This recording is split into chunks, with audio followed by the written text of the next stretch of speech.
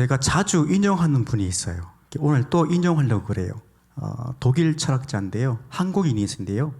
한병철 이 교수님이라 계신데 그분의 이제 책 중에 니추월의 종말이라는 책이 있어요. 한번 띄워주시겠어요? 네, 이런 책인데요. 조금 나온 지는 좀 된 책인데 여전히 우리 시대를 진단하고 어떤 사회인지를 보여주는 이제 그런 책인 것 같아서 좀 소개를 드리려고 그래요. 한번 다음 장 넘겨볼까요? 이 리추얼이라는 이런 뜻이 있습니다. 뭐 의식, 절차, 뭐 의례, 특히 이제 종교적으로 말하면 어떤 의식이나 의례를 가리키기도 하는데 뭐 쉽게 말하면 이런 뜻이에요. 형식. 예, 그러니까 나쁜 의미의 형식이 아니라 이 좋은 의미의 이 형식을 이 리추얼이라고 이제 말을 하는데요. 이 책 중에 제가 한 두 군데 정도 내용을 인용을 좀 하고 싶은데 한번 다음 넘겨볼까요? 자, 우리 같이 한번 읽어봅시다. 시작.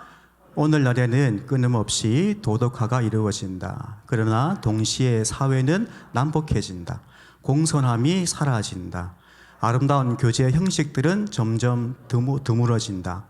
이런 면에서도 우리는 형식의 적대적이다. 그러니까 이 한병철 교수는 이제 우리 이 사회를 진단할 때 이런 거예요. 그러니까 리추얼, 그러니까 어떤 의식이나 형식이 사라지고 있다라고 진단을 하는 거예요. 자, 다음 넘겨 봅시다. 같이 읽어볼게요. 시작. 리추얼은 상징적 행위다. 리추얼은 공동체가 보유한 가치들과 질서들을 반영하고 전승한다. 그러니까 이런 거예요. 한 공동체가 품고 있는 어떤 가치와 의미를 리추얼, 그러니까 어떤 형식을 통해서 혹은 의례를 통해서 다음 세대에게 전달해 준다라고 하는 의미인 거예요. 그러니까 우리 사회를 이제 바라보면 이러한 리추얼, 어떤 이런 형식들이 사라져가고 있다라고 말하면서 이 리추얼이 다시금 우리 안에서 회복되어져야 된다라고 하는 이야기를 이 책을 통해서 하는데요. 리추얼이 이제 어떤 상징을 의미인지 하는 것이거든요. 그러니까 마치 이런 거예요. 여러분 오늘 식사했습니까? 하고 오셨죠? 여러분 식사할 때 여러분 뭐 하세요? 가장 먼저 기도 안 합니까? 기도하죠? 예, 항상 기도를 먼저 해요. 뭘 기도합니까? 하나님께 그죠? 감사기도 하고 또 있습니까? 끝입니까? 보통 이렇게 아마 하실 것 같아요. 이 이제 먹는 양식, 이 음식 재료들이 이 식탁에 올라오기까지 수고한 분들을 기억하는 거예요. 우리는 이제 하나님께 감사드리고 그리고 이 음식물이 이 식탁에 올라오기까지 수고한 그 손길들까지 기억하면서 우리가 감사하는 거잖아요. 그러니까 이 리추얼이라고 하는 이 상징이라는 행위가 뭐냐면 금방 말씀드린 식사 전에 하는 기도처럼 그렇게 어떤 의미를 두고 반복적으로 행하는 것이 이 리추얼이다라고 하는 거예요. 우리는 이제 이 기도를 통해서 하나님께 감사드리는 것이고, 그렇죠? 그리고 이 음식이 올라오기까지 수고한 사람들의 그 수고함도 기억하는 거예요. 그래서 이 상징이라고 하는 것은 특히 우리 기도를 통해서 하나님께 감사하는 것을 기억하고 그리고 수고한 사람들의 그 수고도 우리가 기억하는 것이 바로 이런 행위다라고 할 수 있겠어요. 저는 개인적으로 이 사도신경을 고백하는 것도 리추얼의 하나의 방법이 아닌가 싶어요. 여러분 사도신경 오늘 마지막 시간이거든요. 좋죠? 예, 오늘 마지막 시간인데 오늘은 크게 죄사함, 그러니까 용서가 되겠죠. 그리고 뭐죠? 몸의 부활, 그리고 영생에 대해서 오늘 좀 공부를 할 텐데요. 여러분 사도신경은 이 초기 교회 이 성도들이 이제 예수님을 믿고 어떤 일정 기간의 훈련을 통해서 신앙이 조금 성장을 했다면 이제 이 교회 안에서 이 세례를 받을 때 문답할 때 쓰던 것이 바로 사도신경입니다. 그러니까 세례를 이제 베풀 때 그때 세 가지를 질문을 하는데 한번 띄워보실까요? 이런 질문을 이제 던지게 돼 있어요. 첫 번째는 전능하신 하나님을 믿습니까? 물어요. 여기 이제 아멘이라고 하면 이제 이 물에 들어갔다가 나오게 되는 거죠. 그리고 또 묻습니다. 예수 그리스도를 믿습니까? 그러면 아멘 하면 또 동일하게 물속으로 들어갔다가 나옵니다. 그러면 세 번째로 성령을 믿습니까? 라면 똑같은 방법으로 물에 들어갔다가 나오는 거예요. 그러니까 이러한 형태가 이제 우리가 지금 가지고 있는 이러한 사도신경의 모습으로 나오게 된 겁니다.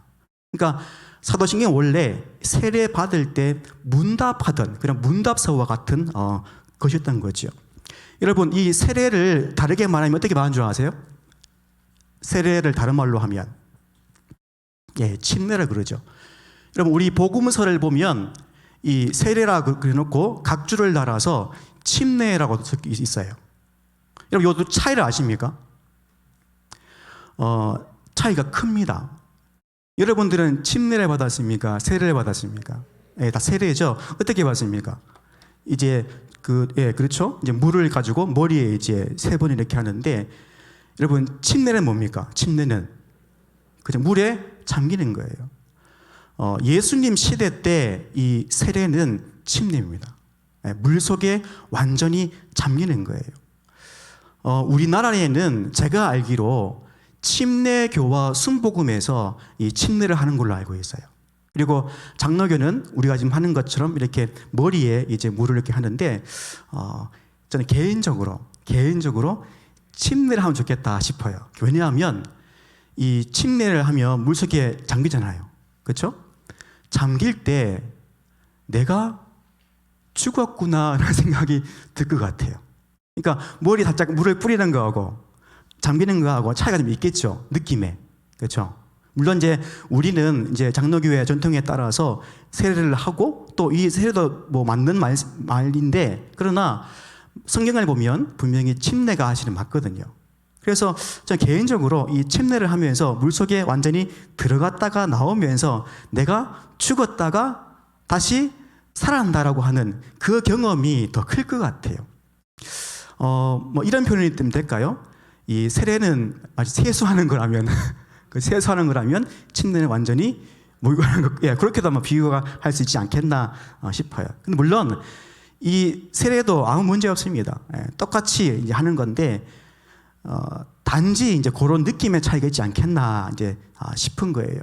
여러분, 세례는요, 간단히 말씀드리면 따라하십시다. 내가 죽는 것이다. 죽는 거예요. 세례는 내가 죽는 거예요. 말씀 띄워보실까요? 로마서 말씀인데요. 한번 띄워주셔요. 6장 3절 말씀 같이 읽어봅시다. 시작. 무릇 그리스도 예수와 합하여 세례를 받은 우리는 그의 죽으심과 합하여 세례를 받은 줄을 알지 못하느냐 그래요. 금방 이르신 이 말씀처럼 세례는 내가 죽는 겁니다. 세례는 죽는 거예요. 이어서 5절 보시면 이런 말씀이 있는데 한번 띄워보세요. 만일 우리가 그의 죽으심과 같은 모양으로 연합한 자가 되었으면 또한 그의 부활과 같은 모양으로 연합한 자도 되리라 그래요. 좀 말이 어렵죠? 그래서 제가 쉽게 한번 가져와 봤어요. 한번 볼까요? 밑에 거 세 번역 읽어봅시다. 시작. 우리가 그의 죽으심과 같은 죽음을 죽어서 그와 연합하는 사람이 되었으면 우리는 부활에 있어서도 또한 그와 연합하는 사람이 될 것입니다. 그래요. 예수 그리스도와 연합된다. 예수 그리스도의 그 죽음과 연합된다는 말은 내가 함께 죽는 것을 의미해요. 그런데 예수님은 실제로 죽으셨어요. 근데 우리는 리추얼, 그러니까 상징적으로 죽는 거예요. 여러분 다 세례 받았죠? 지금 다 살아계시잖아요. 그러니까 예수님은 실제로 죽으셨지만 우리는 그 예수님의 그 죽음, 그러니까 세례를 통해서 예수님의 죽음과 연합된다. 그래서 우리도 죽은 것과 같이 된다라고 지금 로마서 말씀은 그렇게 말하고 있는 거예요.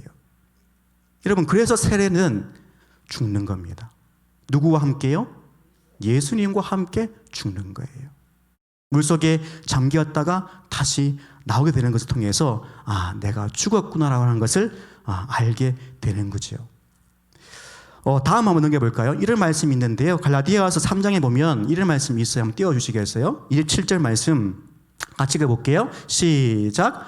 누구든지 그리스도와 합하기 위하여 세례를 받은 자는 그리스도로 옷 입었느니라 그래요. 이런 말인 거예요. 세례를 받는 자는 그리스도로 뭘 입는다고요? 옷을 입는 것 같다라는 거예요. 그래서 세례는 예수님과 함께 죽는 것이고, 근데 그 죽음이 끝이 아니에요. 뭐예요? 다시 새롭게 태어난다라는 의미가 담겨져 있는 거예요. 여러분, 이 세례의 근거가 어디에 있겠습니까? 바로 예수님의 죽음과 부활에 있습니다. 우리가 이렇게 세례 받은 것은 바로 예수님의 그 죽음과 부활에 근거하고 있는 거예요. 그래서 우리가 그 주님의 이름으로 세례를 받으면 내가 죽고, 달리 말하면 옛 모습을 벗어버리고 새로운 옷, 바로 그 그리스도의 옷을 입는다라고 하는 표현으로 말할 수 있겠어요. 여러분, 세례는 이 일생에 몇 번입니까? 한 번이죠. 네, 한 번이에요. 좀 아쉬워요. 그래서 저는 개인적으로 아쉬워요. 왜냐하면 우리 신앙인에게 내가 죽고 다시 살아나는 경험이 그렇잖아요. 매번 있으면 얼마나 좋겠습니까? 그렇죠? 근데 안타깝게도 세례는 한 밖에 없어요. 그래서 제가 생각을 해봤어요. 그럼 어떻게 그 예수님의 그 죽음과 연합해서 내가 죽고 다시 살 수 있을까 생각을 해보니까 두 가지가 있어요. 방법이 뭐냐면 하나는 성찬이에요. 성찬. 네. 그러니까 우리가 성찬을 통해서 그 예수님의 죽음과 부활을 반복적으로 그렇죠? 경험할 수 있는 거예요. 자, 또 한 가지 있습니다. 금방 말씀드렸던 바로 세례가 그렇습니다. 이제 세례가 아니라 제가 잘못 말씀드렸어요. 깜빡했어요. 예. 사도신경을 고백하는 것이라 저는 생각되어져요. 예. 그러니까 우리는 매일 사도신경으로 우리의 신앙을 고백하면서 예수님의 그 죽음과 부활을 경험할 수 있다는 이야기예요. 리추얼, 그렇죠? 반복되는 거, 의식들, 그렇죠? 의례들, 형식들. 우리는 이 사도신경을 통해서 그 예수님의 그 죽음과 부활을 기억하고 또 우리 몸과 우리의 일상에 이어갈 수 있지 않겠나 싶어요. 이거는 제 생각이에요. 이런 의미에서 우리가 이 사도신경을 고백하는 것이 너무나 소중한 거예요. 너무 귀한 건 거죠. 오늘 본 이 사도신경을 마지막으로 좀 정리를 좀 이제 할 텐데요. 이래요. 우리 전체 구조가 이렇습니다. 한번 띄워보실까요? 전체 구조 좀 보여주세요. 네, 이렇습니다. 성부 하나님에 대한 고백이 나오죠. 그 다음 뭐죠? 성령 하나님, 그리고 성자 예수님에 대한 고백들이 이렇게 나오고요. 그 다음에 거룩한 공교회, 그리고 성도의 교제, 오늘 이제 공부하게 될 죄 용서와 몸의 부활과 영생으로 이런 구조를 이룰 수가 있습니다. 그러면서 이러한 방향을 이어가요. 뭐냐면 고백이요, 하나님으로부터 시작돼서 개인으로 방향이 이어져 갑니다. 흘러간다는 거예요. 그 고백이. 그러니까 하나님께도 시작해서 교회를 거쳐서 개인 성도까지 이어지는 그런 흐름이 있습니다. 여러분 한번 따라해 볼까요? 나는 하나님을 믿습니다. 나는 예수님을 믿습니다. 나는 성령님을 믿습니다. 나는 교회를 믿습니다. 그렇습니다, 여러분. 이것이 저와 여러분들에게 진실된 고백이 되기를 간절히 바랍니다. 오늘은 그 사도신경의 마지막 대목이에요. 죄를 용서받는 것과 몸의 부활과 영생을 믿습니다. 입니다. 제가 사실 이 준비하면서 좀 고민이 되었어요. 지금 세 가지 주제를 해야 되는데 사실 이 준비를 해보니까 내용이 너무 많은 거예요. 그래서 욕심을 좀 부려서 이거를 다 해버릴까 하면 분명히 여러분들은 힘들어서 막 조질 것 같고, 그래서 제가 결단을 내렸어요. 안 되겠다. 많이 좀 쳐내고 핵심만 말씀드리자. 좋죠? 예, 크시네 목소리가. 예. 하여튼 사실은 여러분 이 주제가 너무 중요하기도 하지만 조금 어려울 수도 있어요. 우리가 익히 알고 있는 내용이기도 해요. 그러나 조금만 더 속으로 들여다보면 그렇게 만만치 않는 그런 내용인 것 같아요. 여러분 첫 번째로 죄를 용서받았다라고 하는 거 있죠. 자, 우리가 이 고백을 하기 전에 뭔가를 알아야 됩니다. 뭘 알아야 되겠습니까? 죄가 뭔지 알아요. 죄. 여러분 죄가 뭘까요? 나쁜 거? 나쁜 짓? 악한 행동? 뭐 많이 나오겠죠? 제가 이 집에 좀 책이 조금 몇 권 있는데요. 그 중에 제가 아끼는 책이 한 권이 딱 있어요. 제가 정말 아끼는 책, 그리고 너무 좋아하는 책이 있어요. 한번 띄워보십시오. 이 책입니다. 어린이들을 위한 신앙 낱말 사전. 반응이 없네요. 저 정말 이제 뭐 좋아하거든요. 제 집에 책이 좀 있어요. 있는데 그 책 중에 제가 가장 아끼는 책이 바로 이 책이에요. 어린이를 위한 신앙 낱말 사전이라는 책이에요. 웃었습니까? 안 웃어요. 이 내용이요 정말 기발하고 이해가 너무 잘 돼요. 이 책 보니까 죄에 대해서 이렇게 말하는데 한번 띄워보실까요? 첫 번째 어떻게 말하느냐? 같이 읽어봅시다. 시작. 죄는 나를 낳아주신 엄마 아빠를 모른 채 하고 모르는 사람을 따라다니면서 엄마 아빠하고 부르는 것과 같아요. 싹 들어져 이해가. 예. 사세요. 이 책 좋은 책입니다. 예. 나를 낳아주신 엄마 아빠를 어떻게 한다고요? 모른 채 한다. 그리고 누굴 따라간다고요? 모르는 사람 따라가는 거예요. 가면서 엄마 아빠 하는 거예요. 그게 죄라는 거예요. 자, 또 넘겨보세요. 또 있어요. 자, 같이요. 시작. 죄는 사랑하는 엄마 아빠가 내 이름을 부를 때 듣지 않는 것처럼 하나님 말씀을 듣지 않고 내 마음대로 고집을 피우는 거예요. 그래요. 그러니까 이 엄마 아빠가 내 이름을 부를 때 어떻게 해요? 다 네 하잖아요. 근데 뭡니까? 그렇게 하지 않겠다는 거죠. 그리고 내 고집을 부리는 것이 바로 죄다라고 그래요. 또 있어요. 넘겨보세요. 이 재밌어요. 시작. 죄는 마음이 구부러지고 뒤틀려서 사람에게 흥채하고 등을 돌리거나 하나님이 만드신 자연과 동물을 함부로 대하는 거예요. 마치 지금 유치부 온 것 같아요. 예. 뭐예요? 마음이 어떻대요? 마음이 구부러졌다, 뒤틀렸다. 그래서 채 이런 거 그렇죠? 예. 그것이 바로 죄다라고 그래요. 또 있는데 볼까요? 네, 봅시다. 자, 시작. 죄는 나만 생각하는 거예요. 언제나 나 혼자만 더 좋은 것을 차지하고 싶어 하는 마음이에요. 네, 그래요. 죄는요, 남을 생각하지 않아요. 나만 생각하는 거예요.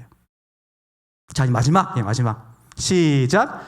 죄는 아주 힘이 세고 끈질겨서 내 마음에 욕심을 부추겨요. 내 힘으로는 이기기 어려워요. 그래서 죄를 물리치신 예수님의 도움을 받아야 해요. 예, 받아야 해요. 맞습니다. 그래요. 죄의 특성을 잘 보여주는 것 같아요. 끈질긴 거죠. 그래서 우리를 낳아주지 않아요. 그래서 우리 힘으로 이기기가 힘들다. 그래서 누구의 도움이요? 예수님의 도움을 받아야 한다고 하는 거예요. 참 설명이 쉽게 되는 것 같아요. 죄가 뭔지 분명한 거죠. 엄마 아빠가 아닌데 다른 사람에게, 모르는 사람에게 엄마 아빠라고 하는 것과 같다라고 하는 거예요. 여러분, 우리에게 아버지는 누구이십니까? 하나님이신 거예요. 그런데 우리에게 하나님이 아버지신데 다른 그 무엇에 아버지 하면 뭡니까? 바로 그것이 죄라고 하는 거예요. 또 뭐예요? 바꿔 말하면 하나님 아버지가 우리를 부르시는데 내 해야 되는데 모른 척 하는 거, 그것도 죄라고 분명히 말하고 있는 거예요. 성경은요, 모든 사람이 죄를 지었다라고 그래요. 모든 사람이 죄를 지었다. 그래서 그 죄 때문에 모든 사람은 죽음에 이르게 된다라고 성경은 가르칩니다. 여러분, 이 죽음에는요, 세 가지가 있어요. 세 가지. 오늘 그 세 가지 먼저 볼 텐데요. 첫 번째는 영적 죽음이에요. 영적 죽음. 여러분, 하나님께서 천지를 창조하시고 처음 사람을 이제 만드셨어요. 그렇죠? 그 처음 사람이 하나님의 그 말씀을 어기고 먹지 말라 했던 그 열매를 따먹게 되죠. 그래서 이 인류 가운데 죄가 들어오게 됩니다. 그때 여러분, 주님께서 그들에게 이걸 말씀하시죠. 너희가 정령 죽으리라 그랬어요. 근데 여러분, 그들이 죄를 지었을 때 어땠습니까? 죽었습니까? 안 죽었죠. 그러면 왜 그렇게 말씀하시는가? 그 죽음은 바로 영적 죽음을 의미해요. 그럼 이 죽음은 뭐냐? 하나님과 나 사이에 관계가 끊어지는 것, 단절되어지는 것을 바로 영적 죽음이다라고 하는 거예요. 그러니까 이런 거겠죠? 하나님의 형상대로 지음받은 사람이 죄를 지어서 하나님의 그 형상이 상실되어지고, 그리고 늘 이어져서 소통하던 그 관계가 깨어졌다. 바로 그 깨어진 상태가 영적 죽음이다라고 하는 거예요. 자, 두 번째는 뭐겠습니까? 두 번째는 육신의 죽음이에요. 육신의 죽음. 이것은 말 그대로 이제 생명이 다하여서 우리 육신이 이제 죽게 되는 것을 의미합니다. 그러니까 어떻게 보면 자연스러운 죽음이다라고 할 수 있겠죠. 마지막 세 번째는 뭐냐면 이게 좀 이제 무거운 거예요. 영원한 죽음입니다. 영원한 죽음. 이 뭐겠습니까? 바로 지옥에 가는 거예요. 이 영원한 죽음에는 더 이상 구원의 소망을 가질 수가 없습니다. 말 그대로 영원한 그 죽음의 상태에 갇히게 되는 것인 거죠. 이렇게 우리가 이 죽음을 이렇게 세 부류로 나눌 수가 있습니다. 영적 죽음, 육신의 죽음, 영원한 죽음인 거예요. 이 원인이 어디 있다고요? 바로 죄에 있다라고 하는 거예요. 여러분, 사람은요, 죄를 지을 수밖에 없어요. 그리고 그 죄로 죽고 죽을 수밖에 없는 상태에 있게 됩니다. 그런데 누구든지 예수 그리스도를 믿으면 그 죄로부터 해방되어지고 죄 사함을 받게 됩니다. 여러분들이 제가 말한 이 대목을 들어도 크게 여러분 감흥이 없을 거예요. 왜냐하면 우리에게 이 말이 너무 익숙하거든요. 너무 익숙하거든요.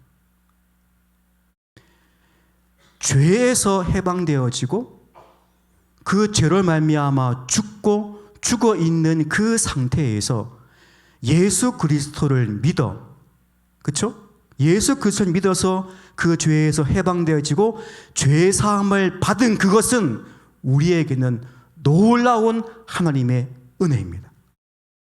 이것보다 더 큰 은혜 없습니다. 더 큰 은혜 없어요. 죽음의 상태에 있는 우리가 단지 그리스도를 믿는 그 믿음으로 말미암아 그 죄에서 해방되어지고 새로운 생명을 얻게 됐다고 하는 그것이 우리에게는 굉장히 놀라운 은혜라고 하는 거예요. 이런 말씀이 있어요. 한번 띄워봅시다. 요한복음 5장 말씀인데요. 자, 제가 읽어드릴게요. 5장 24절 말씀. 내가 진실로 진실로 너에게 이르노니 내 말을 듣고 또 나 보내신 이를 믿는 자는 영생을 얻었고 심판에 이르지 아니하나니 사망에서 생명으로 옮겨느니라 그래요. 자, 보세요. 사망에서 어디로요? 생명으로. 여러분, 우리 기독교의 구원은요, 이렇게 이동하는 거예요. 사망에서 생명으로 이동하는 것이 바로 구원이다라고 하는 거예요.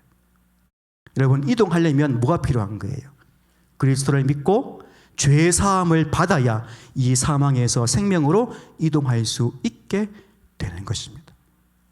여러분, 이 사망에서 생명으로 이동하기 전에 어떤 말이 나왔어요?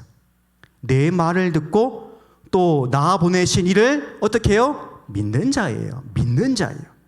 믿는 자. 믿는 자만이 이 사망에서 생명으로 옮겨가게 된다라고 하는 거예요. 바로 이 죄 사함의 근거가 예수 그리스도의 죽음과 부활이었습니다. 우리가 이것을 믿습니다. 이게 우리 믿음의 내용입니다. 예수님의 죽음과 부활. 그걸 통해서 우리가 죄 사함 받고 사망에서 생명으로 옮겨가는 그것을 믿는 것이 바로 우리의 이 믿음의 내용이다라고 할 수 있겠습니다. 자, 그 다음에요, 이제 몸의 부활을 좀 볼게요. 몸의 부활. 자, 여러분 여쭤보겠습니다. 여러분들은 부활했습니까? 부활할 것입니까? 예? 부활했습니까? 부활할 것입니까? 손 들어 봅시다. 난 부활했다. 아니다. 부활할 것이다. 뭐 안 된 분들은 뭐예요? 부활 안 합니까? 여러분, 사실은 이 두 가지 말이 다 맞아요. 네. 설명해 드릴게요. 뭐 물론 후자는 다 이해돼요. 우리가 앞으로 이제 마지막 날에 부활을 할 거잖아요. 죽어서. 근데 우리가 부활했나? 의문이 드는 거죠. 근데 여러분 생각해 보십시오. 아까 제가 세례 이야기하면서 뭘 말씀드렸어요? 죽는다.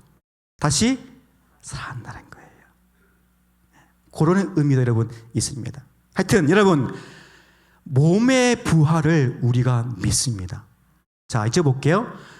부활의 전제가 있습니다. 뭐예요? 부활의 전제. 네, 죽음이에요. 네, 죽어야 돼요. 여러분, 죽지 않고 부활할 수 있어요? 없어요? 없어요. 죽으셔야 돼요. 죽으셔야 돼요. 죽어야지만 우리는 부활할 수 있습니다. 여러분, 성도는 이 죽음이 우리에게는 새로운 삶으로 들어가는 출입문과 같습니다. 출입문과 같아요. 이제 뭐 예를 들어 믿지 않는 분들에게는 이것이 이제 뭐 절망이다라고 말을 하는데, 우리 성도에게는 이 죽음이라는 것은 물론 두려워요, 여러분. 그게 정상입니다. 그렇지만 이 죽음은 죽음 이후에 있는 그 새로운 삶으로 들어가는 출입문과 똑같습니다.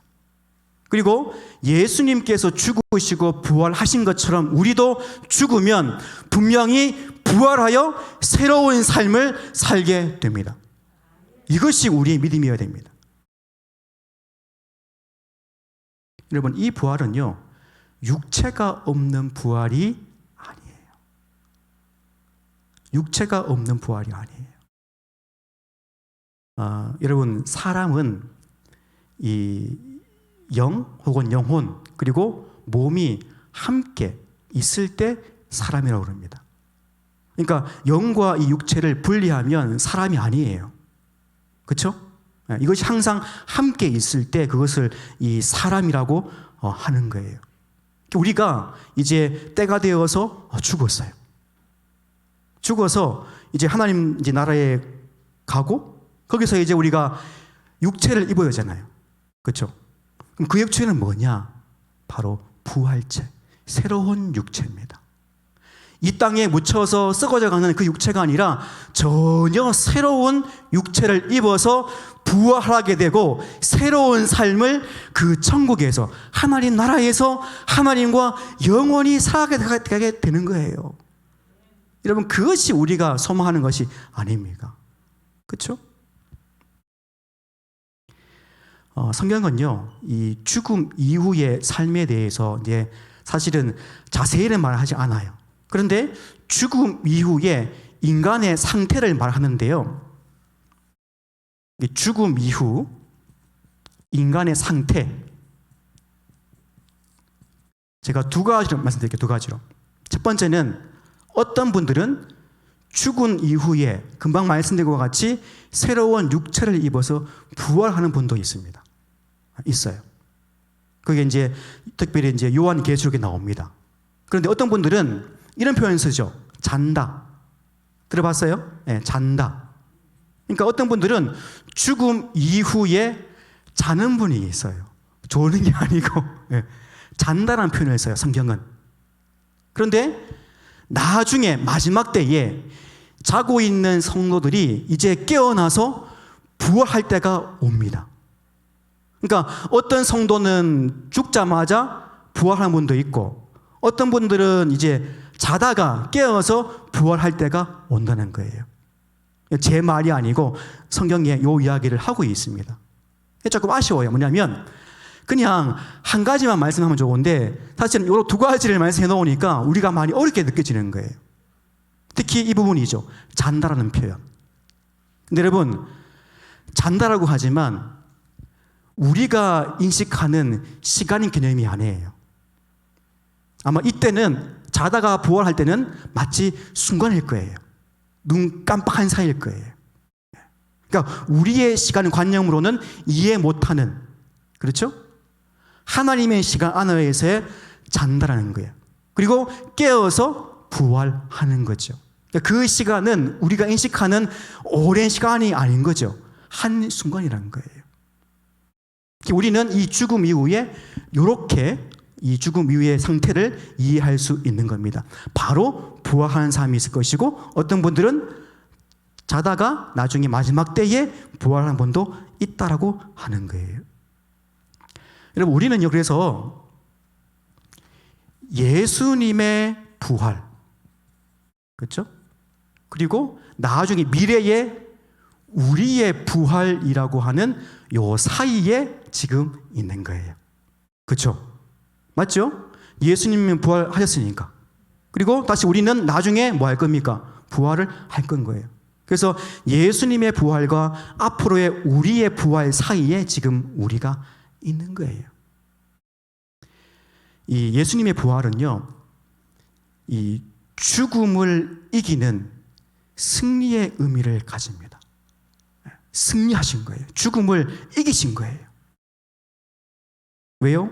주님께서 죽으셨고 그리고 부활하셨거든요. 그래서 친히 그 죽음의 권세를 깨뜨리고 그 죽음으로부터 이기신 사건이 바로 부활이다라고 하는 거예요. 그래서 우리는 이 예수님의 이 승리를 가지고 미래의 부활 때까지 우리는 살아가는 거예요.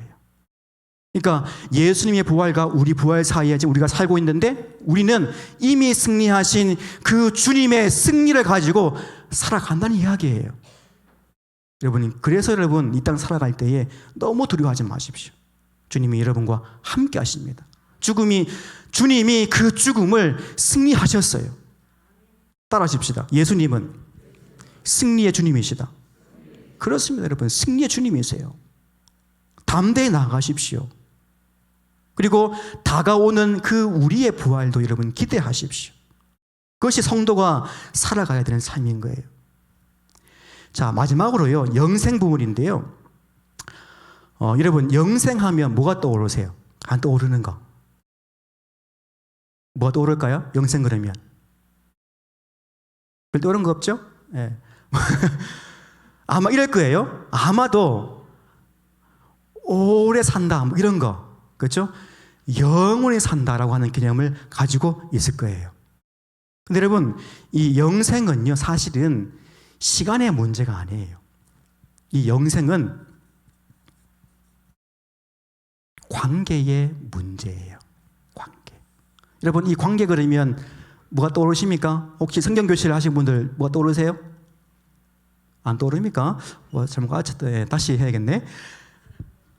영생은 하나님과 관계의 문제예요.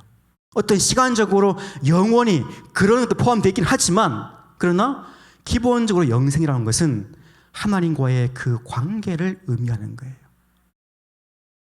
여러분, 왜 영생이겠습니까? 하나님과 함께하니 영생인 거예요. 하나님과 함께하기 때문에 그런 거예요. 오늘 본문에 이렇게 말씀하는데요. 한번 제가 읽어보겠습니다. 24절 말씀. 내가 진실로 진실로 너에게 이르노니 내 말을 듣고 또 나 보내신 이를 믿는 자는 영생을 얻었고, 그래요. 영생을 얻었고. 잘 보셔요. 나 보내신 이를 믿는 자는 영생을 얻었다라고 그러죠.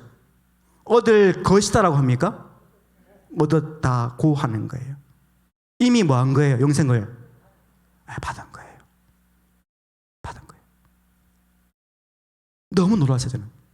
와, 이미 우리가 이 영생을 살고 있구나. 여러분, 영생의 시작은 죽음 이후가 아닙니다. 예수 그리스도를 믿는 그 순간부터 우리의 영생은 시작되고 있는 거예요. 여러분은 표정 보니까 영생을 살고 있는 표정이 아니세요. 여러분, 우리는 이미 그리스도를 믿어서 죄 사함 받았고, 그리고 주님과 함께 죽고 부활하여 이미 이 땅에서 그 영원한 삶, 하나님과 함께하는 그 영생의 삶을 살고 있습니다. 네, 살고 있어요. 물론 우리는 이미와 아직이라고 하는 그 긴장감 속에 있는 거예요. 네. 그렇죠? 이미 우리가 이루었다. 그러나 온전치 않아서, 그렇죠? 아직 이루어지지 않았다. 마지막 날에 이제 그 영생을 온전하게 누린다 하고 있는 거예요. 여러분, 우리가 그래서 우리 일상 살면서 예수님의 그 부활과 그리고 하나님의 그 함께 하심을 통해서 그 영원한 생명을 맛볼 수 있습니다. 그리고 천국도 경험할 수 있습니다. 하나님께서 우리와 함께 하는 것도 우리가 누릴 수 있습니다. 여러분, 이 땅을 살아갈 때에 이와 같이 영원한 생명을 누리시기를 바랍니다. 그런데 여러분, 읽었던 본문 립사절 말씀을요 조금 바꾸어 말하면 이런 말이기도 해요. 뭐냐? 하나님을 믿기 전에는 영적 상태가 뭐예요? 죽음의 상태라는 사실이에요. 바꿔 말하면 하나님을 믿지 않는 그 상태, 바로 영적으로 죽어 있는 상태로 볼 수 있는 거예요. 예수님은 그런 우리를 그 사망에서 생명으로 옮겼다라는 거예요. 영적으로 죽어 있는 사람을 뭐 한 거예요? 다시금 생명의 자리로 이동케 하신 분이 바로 우리 주님이다 하는 사실이에요. 여러분, 이 영생의 핵심은 바로 이 말씀에 있어요. 한번 띄워보십시다. 요한복음 17장 3절 말씀 한번 띄워주셔요. 요한복음 같이 보겠습니다. 시작. 영생은 곧 유일하신 참 하나님과 그가 보내신 자 예수 그리스도를 아는 것이다. 뭐예요? 영생은 뭐라고요? 아는 것. 네. 영생은 뭐라고요? 아는 것이에요. 뭐를 알아요? 하나님과 예수 그리스도를 아는 거예요. 그냥 막연하게 죽어서 천국 가서 영원히 사는 거, 그것도 맞지만 요한복음에 의하면 영생은 바로 그 하나님과 그 그리스도, 그 예수를 아는 것이 바로 영생이다라고 하는 거예요. 그러면 안다라고 하는 것이 뭐냐? 안다는 거. 근데 내가 뭐 안다, 이게 아니에요. 안다는 것은 사랑이에요. 사랑. 여러분, 우리가 하나님을 어떻게 압니까? 사랑함으로 아는 거예요. 우리가 예수님을 어떻게 압니까? 사랑함으로 아는 거예요. 부부가 서로 사랑하면 어떻게 합니까? 막 예뻐해주고, 어때요? 아프면 그쵸? 같이 아파하고. 안 그러세요? 그럴 줄 알았는데 하여튼 사랑하면 뭔가를 해주고 싶고 그러잖아요. 맞다 하세요. 예, 그렇습니다. 그러면 여러분 보세요. 사랑하면 하나님의 사랑 뭐예요? 하나님을 알고 싶은 거예요. 알고 싶은 거예요. 그게 자연스러운 거예요. 하나님을 알고 싶고 예수님을 알고 싶은 거예요. 바로 그 알미, 그 아는 행위들이 그 알고 살아가는 것이 뭐라는 거예요? 영생이라고 하는 거예요. 영생이라는 거예요. 그래서 영생은 하나님과 사귐 안에 있는 거, 관계 안에 있는 거, 그리고 그 사귐이 계속해서 이어지는 것이 영생입니다. 언제까지요? 영원히. 하나님과 사귐의 상태에 있는 거. 그 관계가 끼워지지 않고 영원히 가는 것이 영생이다라고 할 수 있겠어요. 여러분, 이 영생을 아는 사람은요, 이 영생을 누리는 사람은 가만히 있지 못해요. 자꾸 사랑하려고 그러고, 자꾸 찬양하려고 그러고, 예배하려고 그러고, 말씀 보려고 그러고, 하나님이 어떤 분이신지 알고 싶은 거예요. 그렇죠? 이런 사람 보거든 여러분 생각하십시오. 아, 저분은 영생을 사는구나.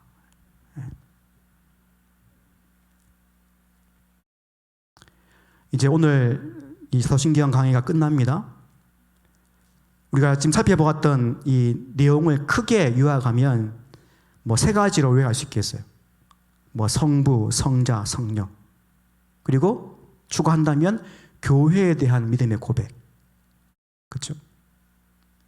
저는 이제 마무리하면서 이 신경 전체를 정리하면서 한 가지로 한번 정리를 하고 싶어요. 한번 따라해 봅시다. 믿음. 예.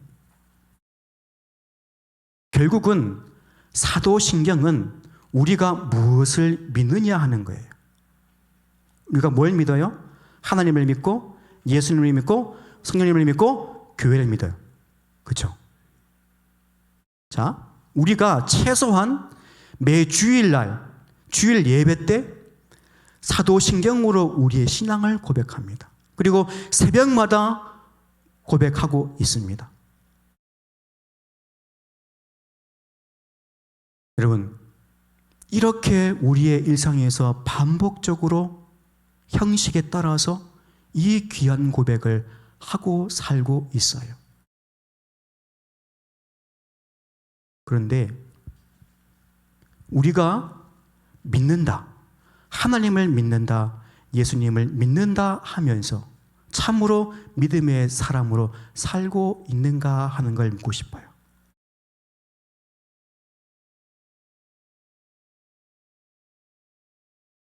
우리가 하나님을 믿는다면 하나님은 전능하시고 창조주 하나님이십니다. 그렇죠? 그러면 믿음은 뭐냐? 하나님의 그 마음을 내가 알아서 하나님 그 아버지의 그 마음 가지고 우리의 삶을 사는 것이 믿음인 거예요. 내 꿈을 가지고 내 꿈을 이루기 위해 사는 것이 아니라 하나님의 꿈을 가지고 그 하나님의 꿈을 이루기 위하여 노력하며 사는 것이 바로 저는 믿음이다 싶습니다. 그리고 내 삶을 하나님께 드리는 것. 제가 개인적으로 좀 구분하는 게 있잖아요. 믿음을 좀 구분을 제가 하잖아요. 신뢰와 함께. 물론 같은 말이긴 해요. 그런데 저는 좀 구분을 좀 하고 싶어요. 왜냐하면 워낙 우리가 이 믿음을 이야기할 때 지적 동의로 많이 생각을 많이 해요. 아, 네, 그 인정합니다. 동의합니다. 그 믿음 아닙니다, 여러분. 믿음은 분명하게 행동을 수반합니다. 분리할 수 없는 거예요. 저는 이 신뢰라는 말을 더 쓰고 싶어요. 그래서 우리가 하나님을 신뢰한다면, 내가 믿는 하나님이 천지의 창조주라면 그 믿음의 내용이 내 삶 가운데에서 그대로 나와야겠죠. 내가 믿는 분 누구시라고요? 하나님이신데요. 그러면 하나님의 마음을 가지고 내가 사는 거예요. 하나님의 꿈을 가지고 내가 사는 거예요. 그리고 하나님의 그 꿈을 이루기 위해서 내 삶을 뭐 하는 거예요? 드리는 거예요. 그것이 우리가 우리의 삶으로 드려야 되는 고백입니다. 신앙 고백이에요. 우리 입으로 믿습니다, 믿습니다 100번 하고 행하지 않으면 아무 의미 없어요. 우리 기독교인의 신앙 고백이라는 것은 분명하게 삶을 동반합니다. 삶이 변하지 않으면 아닙니다. 삶으로 살아내는 것이 맞습니다. 우리가 그래서 삼위일체 하나님을 믿습니다 라고 할 때 그 믿음은 이렇게 예를 들어 볼게요. 요즘 꽃이 많이 펴있죠. 벚꽃이. 벚꽃을 보고 와 한번 따라 하십시다. 와 감탄하는 거예요. 창조주 하나님을 믿는 것이 이거예요. 그렇구나. 이야, 저 꽃 참 예쁘네. 그런데 어떤 분들이 운전하면 가면서 꽃이네? 아무 감정이 없어. 감탄이 없는 거예요. 아니에요. 우리가 창조주의 하나님을 믿는다면 하나님 만드신 저 아름다운 꽃을 보면서 우와 예쁘네 하셔야 되는 거예요. 놀라셔야 돼요. 그리고 여러분들은 제 얼굴을 보고 감탄하셔야 됩니다. 한번 해보십시오. 시작. 그러는 거예요. 왜요? 작품이에요, 작품. 좀 분위기 이상한데? 하여튼 우리가 옆에 있는 분을 볼 때마다 매번 하면 이상한 소리 듣습니다. 한 번씩은 놀라셔야 돼요. 우와, 이렇게 잘 생겨셨네 하는 거예요. 왜요? 하나님께서 만드신 작품이거든요.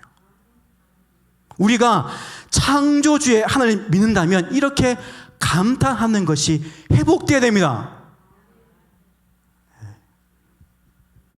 집에 가셔서 우리 아내분에게 또 남편분에게 한번 해보십시오. 네. 우와 해보십시오. 믿음은 하나님의 마음을 헤아리고 하나님의 그 마음을 알아차리는 것이 믿음이에요. 지금 우리에게, 우리 교회에게 혹은 우리 나에게 하나님께서 무엇을 원하실까라는 것을 헤아리는 것, 그리고 그 마음을 알아차리는 것, 그게 믿음이다 할 수 있는 거예요.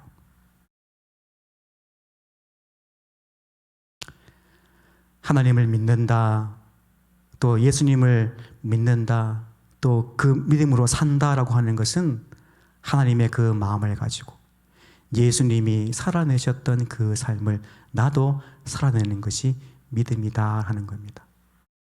우리가 예배 때마다 이 사도신경으로 우리 신앙을 고백할 때 그냥 훅 넘어가지 마시고 그 한 단어 한 단어에게 힘을 주어서 나는 믿습니다.